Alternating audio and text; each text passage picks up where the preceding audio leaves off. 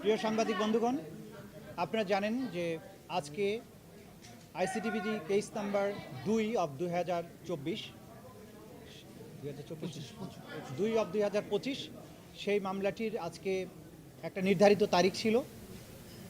সেই মামলাটি হচ্ছে শেখ হাসিনা, আসাদুজ্জামান খান কামাল এবং চৌধুরী আব্দুল আল মামুন, তিনজন আসামির বিরুদ্ধে। তাদের বিরুদ্ধে গত জুলাই এবং আগস্টে 2024 সালের বাংলাদেশের সংগঠিত যে ম্যাসাকার এবং মানবতা বিরোধী অপরাধ, সেই অপরাধের দায়ে তাদের বিরুদ্ধে এই মামলাটি করা হয়েছিল। দীর্ঘ পথ পরিক্রমা শেষে, সাক্ষ্য গ্রহণ শেষে, উভয় পক্ষের যুক্তিতর্ক শেষে সেই মামলাটি এখন রায়ের আগামী 17ই নভেম্বর সোমবার দিন নির্ধারিত করেছেন। ইনশাল্লাহ আগামী 17ই নভেম্বর সোমবার এই মামলাটির রায় ঘোষিত হবে।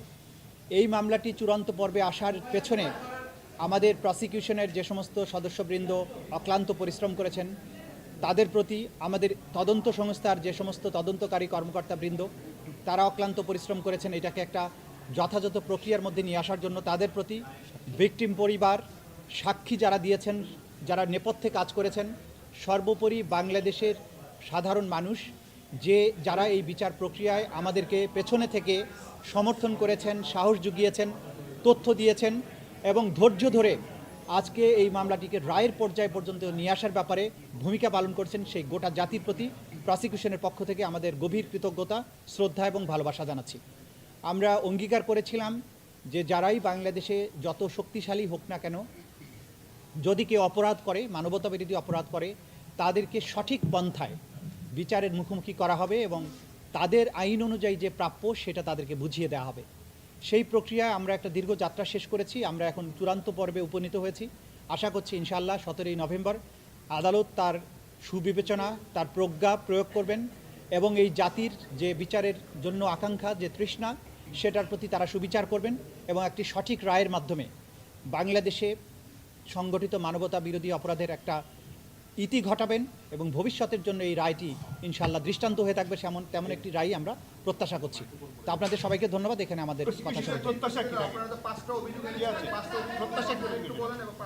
আমরা এখন আর অতীতে বহুবার আপনাদের এই বিষয় নিয়ে কথা বলেছি, কি অভিযোগ ছিল। আমরা সর্বোচ্চ শাস্তি আদালতের কাছে প্রেয়ার করেছি। আদালত তার সুবিবেচনা প্রয়োগ করবেন এবং আমাদের পক্ষ থেকে প্রেয়ার হচ্ছে যে এই অপরাধের দায়ে আসামিদের যেন সর্বোচ্চ সাজা দেওয়া হয়। একটু এই যে এই রায় ঘোষণার দিন ধার্যকে কেন্দ্র করে দেশে যে পরিস্থিতি তৈরি করা হয়েছে, এখানে আপনার কাছে মনে হয় কিনা যে এটি থ্রেট টু জাস্টিস বা এরকম কিছু বিচারকে সরাসরি যদি কেউ বিচার প্রক্রিয়াকে বানচালের জন্য কোনো হুমকি দেন, কোনো কার্যক্রম করেন, ডেফিনেটলি সেটা আদালতের প্রতি, আদালতের প্রসেস, আদালতের প্রক্রিয়াকে বাধাগ্রস্ত করার শামিল হবে। তো বাইরে তারপরেও সব কিছুর ব্যাপারে আমরা আমাদের নাক গলাতে চাই না। আমরা আমাদের বিচার প্রক্রিয়ার মধ্য দিয়ে, আইনের প্রক্রিয়ার মধ্য দিয়ে চলতে চাই। দেশে সরকার আছে, রাষ্ট্র আছে, জনগণ আছেন, তারা সব কিছু ভালো বোঝেন এবং যারা উস্কানি দেবেন, যারা সন্ত্রাস করার চেষ্টা করবেন, সেই ব্যাপারে আইন অনুযায়ী রাষ্ট্রের পক্ষ থেকে পদক্ষেপ গ্রহণ করা হচ্ছে, ভবিষ্যতেও হবে। আর যে জাতি ঐক্যবদ্ধ থাকে, জনগণ যখন জেগে থাকে, সেই দেশের ভাগ্য নিয়ে সেই দেশে নৈরাজ্য করার সাহস, শক্তি কারোরই কোনো দিন ছিল না, হবেও না। আমরা বাংলাদেশের জনগণের দেশপ্রেম, তাদের প্রজ্ঞা, তাদের ভালোবাসার প্রতি শ্রদ্ধাশীল।